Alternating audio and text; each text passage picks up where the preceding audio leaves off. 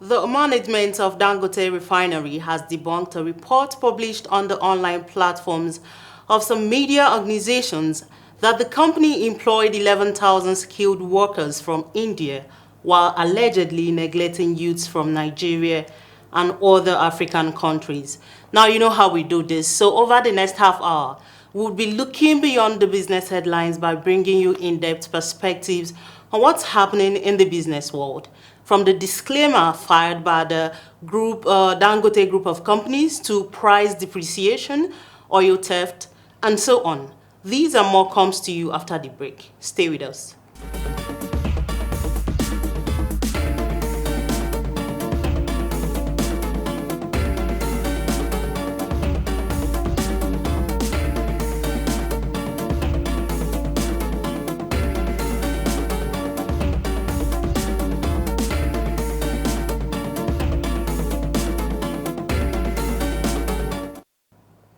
Well, hello and welcome to Business This Week. My name is Chinwe Nwokocha. Now, the management of Dangote Refinery has debunked a report published on the online platforms of some media organizations that the company employed 11,000 skilled workers from India while allegedly neglecting youths from Nigeria and other African countries. Now, let's be frank. The magnitude of this project is not something Nigerians alone can undertake. While I understand that unemployment is one of the major problems facing the country today, it's still pertinent to note that this project requires specialized skilled workforce from all over the world.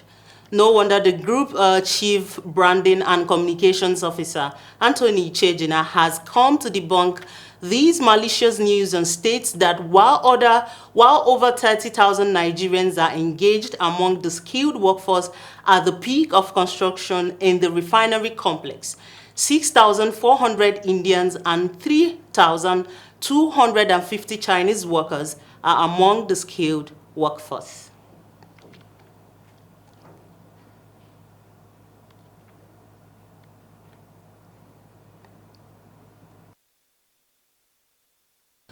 Meanwhile, over the week, Nigerian Equities has extended losses for the second consecutive season as the overall capitalization closed 111 billion naira weaker.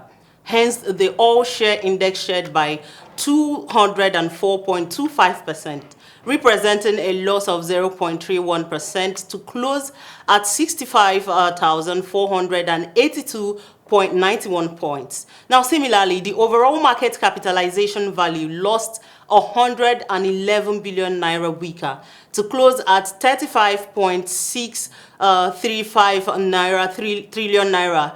Now, the market's negative performance was driven by price depreciation in large and medium capitalized stocks, which are Nigerian Breweries, Cadbury Nigeria, Flour Mills of Nigeria, Guarantee Holding Company, and FBN Holdings.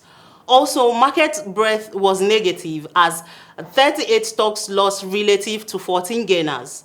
Lasaco Assurance recorded the highest price gain of 10% to close at 2.09 per share. Now, Multiverse Mining and Exploration followed with a gain of 9.96% to close at 2.98, while Skyway Aviation Handling Company rose by 9.91% to close at 223.30 per share. Now, still talking Naira, currency outside banks rose to 2.26 trillion Naira at the end of June 2023, according to the latest figures from the Central Bank of Nigeria. Now, let's get this straight. Currency in circulation is defined as currency outside the vaults of the Central Bank. That is, all legal currencies in the hands of the public and in the vaults of the deposit money banks. Now, figures from the CBN states the currency outside banks rose by 185.65%. That is about 1.47 trillion naira between January 2023 to 792.18 billion naira, and that is between June 2023. Meanwhile, according to CBN, it employed the accounting, statistical withdrawals and deposits approach to compute the currency in circulation in Nigeria. While still on the Naira issue, the Naira has depreciated to 768.6 Naira per dollar in the investors and exporters window.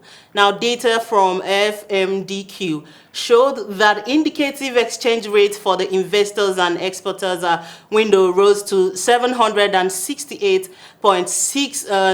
Naira per dollar from 740 Naira per dollar, now indicating a 28.52 depreciation for the Naira. Similarly, the Naira depreciated to 870 Naira per dollar in the parallel market from 867 Naira per dollar, indicating a 3 Naira depreciation.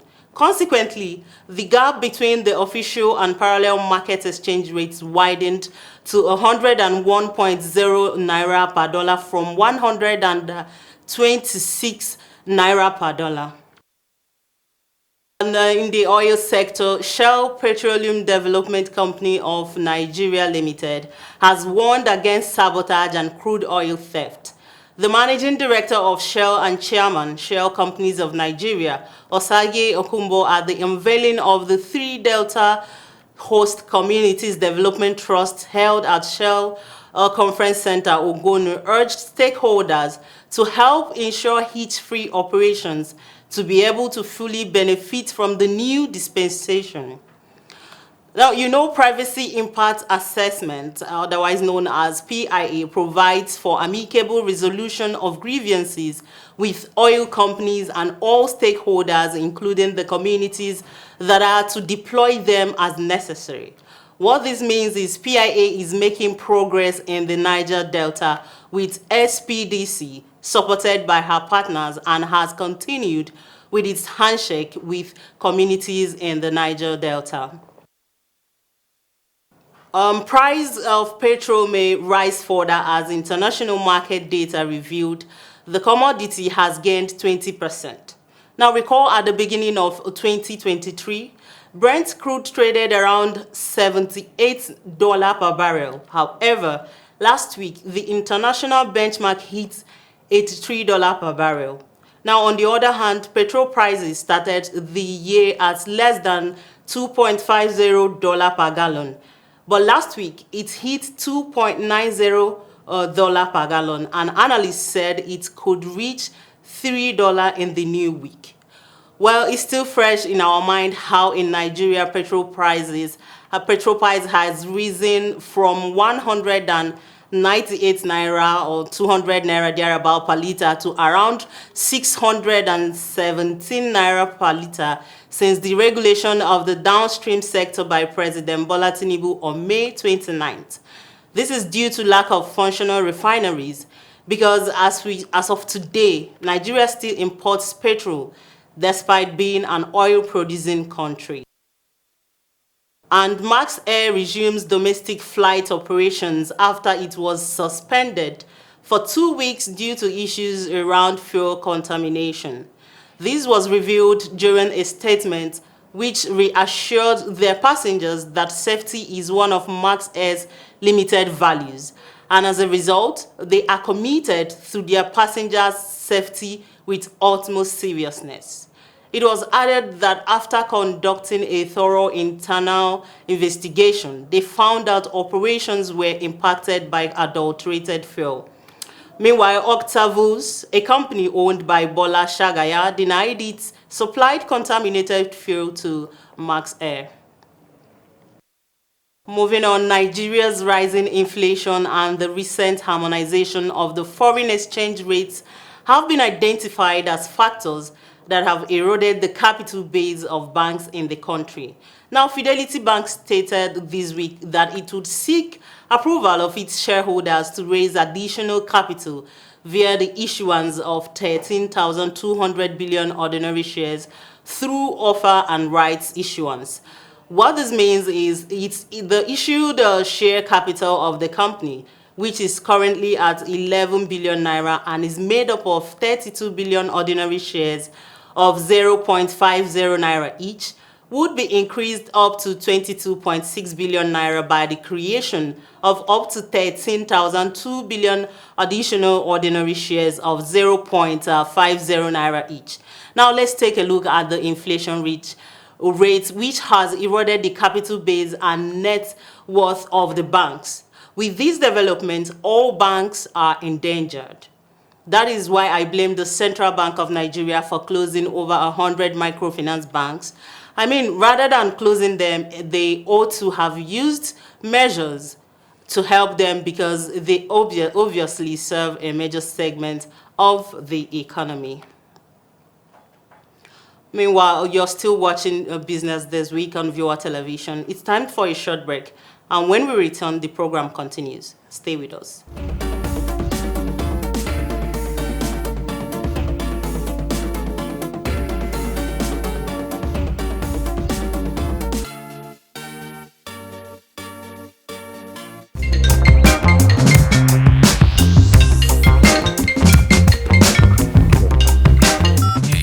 Good morning, gentlemen. I'm at the Envoy Hotel, Diplomatic Drive 305, here for a business weekend. It's been an amazing stay. Conference hall and business facilities here are stylish and innovative. The Envoy Hotel is luxury, esoteric, opulence, for ultimate comfort.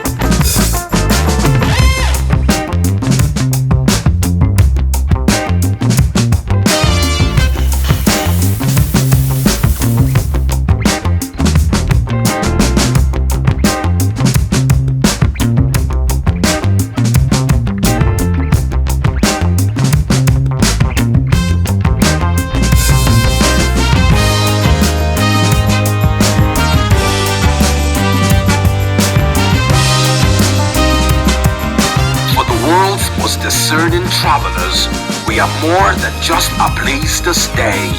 We are an icon of comfort, style, and thoughtful luxury. We are Envoy Hotel.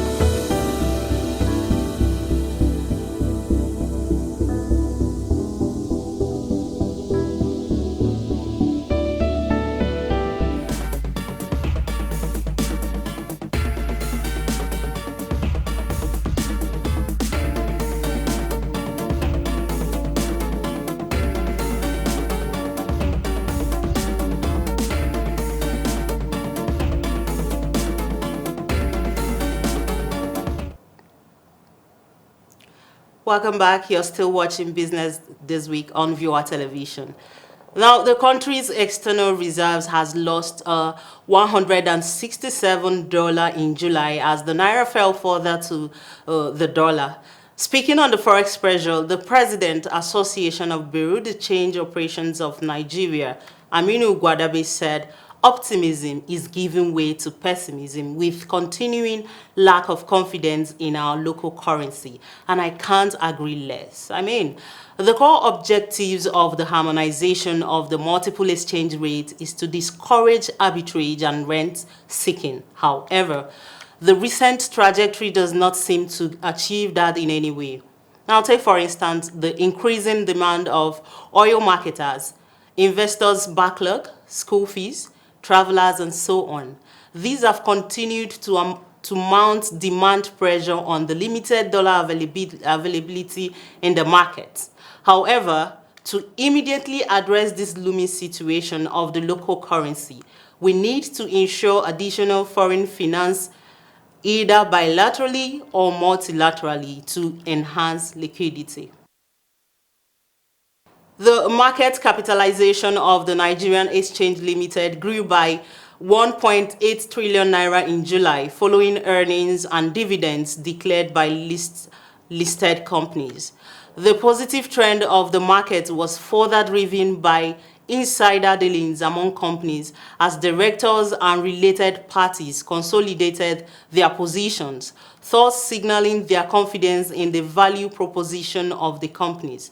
Now, despite the profit-taking, sell-offs and foreign exchange pressures were witnessed within the period as the benchmark NGS All-Share Index, which opened the trading month at 60,968.27 points, closed at 64,337.52 points, representing a 5.53% growth in the month under review.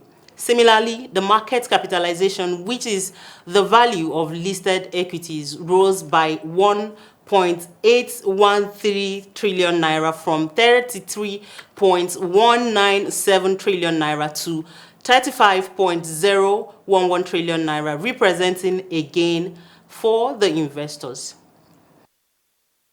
Federal government, through the Federal Competition and Consumer Protection Commission, has given digital money lenders 5 days to prove they are operating within its set guidelines.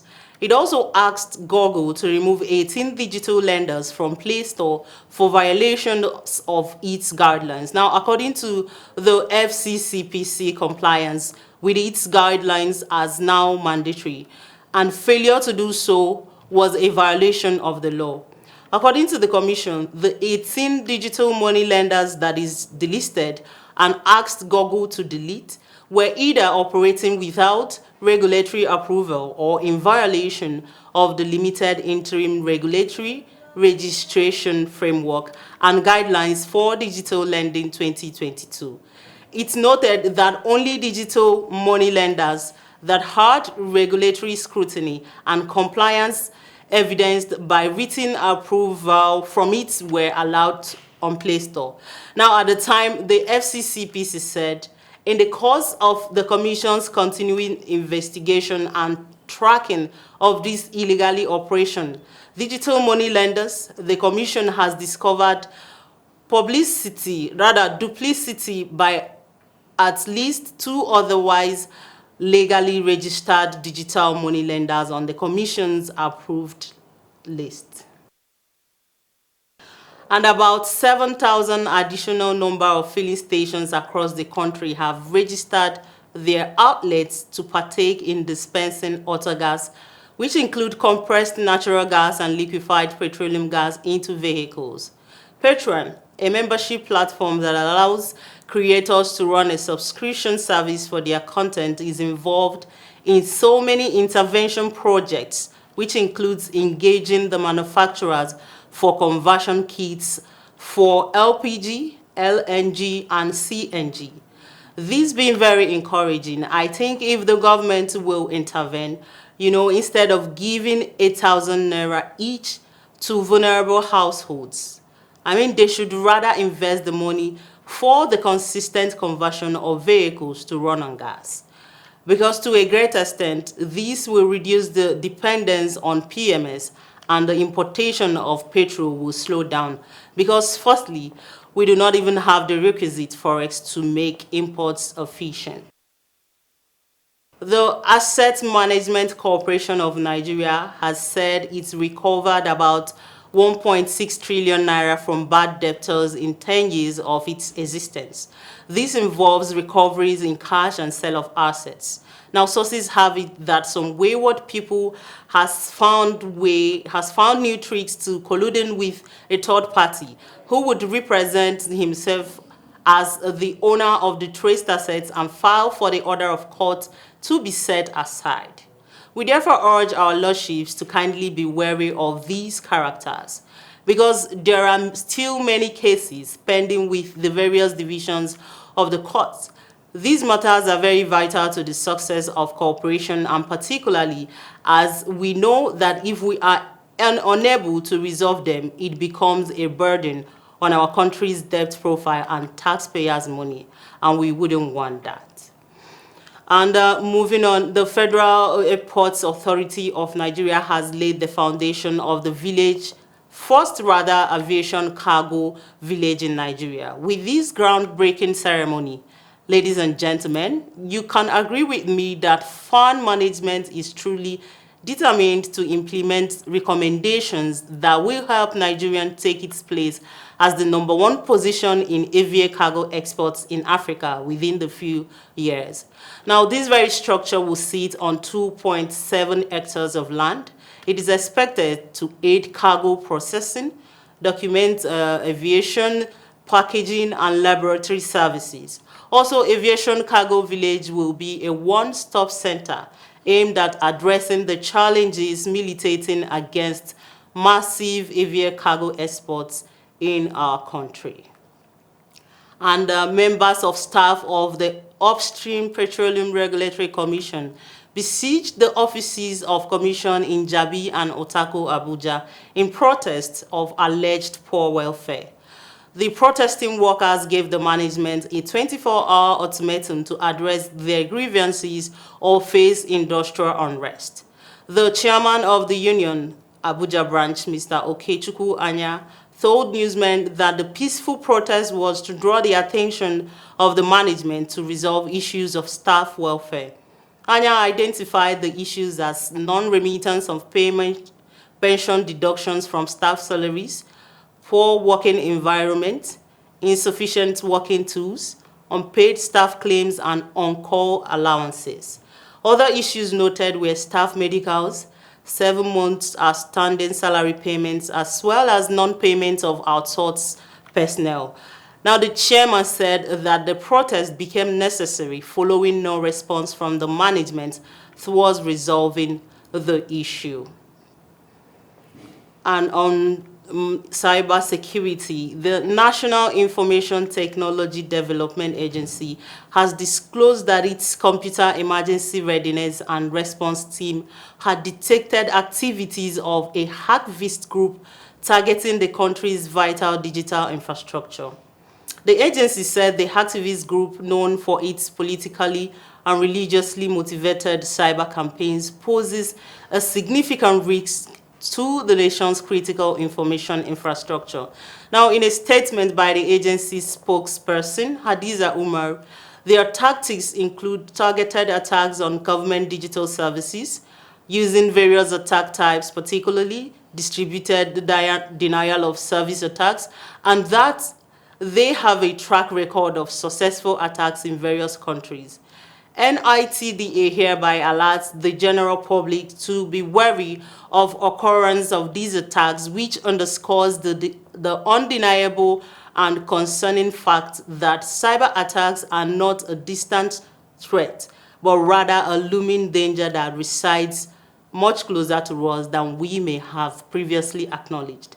Now, this realization compels us to realize the urgency of reinforcing our cyber front, modifying our digital defenses to shield against these malicious intrusions and secure the safety of our critical information and infrastructure.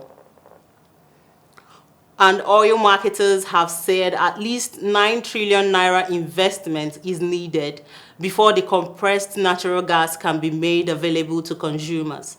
Now, the fact is, although the CNG is a cheaper alternative to petrol, which is now very expensive, the cost of investing into conversion kits has been the problem. and therefore you can only be able to provide such.